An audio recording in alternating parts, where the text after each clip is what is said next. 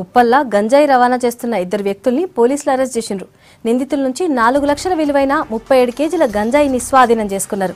Uppal metro railway station కాడ పోలీసుల వాహనాల తనిఖీలు చేస్తుండగా దొరికిండ్రు ఈ నిందితులు.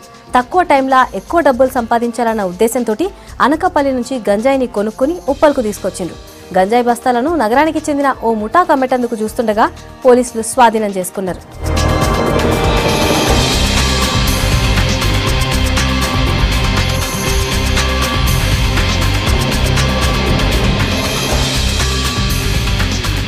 సరఫరా అవుతోంది, రవాణా అవుతోంది అని పక్కా ఇన్ఫర్మేషన్ మీద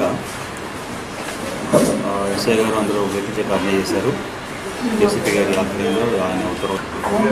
అయితే దాంట్లో 37 కేజీల గంజాయి దొరికింది. ఇది అనకాపల్లిలో కొని ఇక్కడ అమ్మడానికి పట్టుకొస్తున్నారు.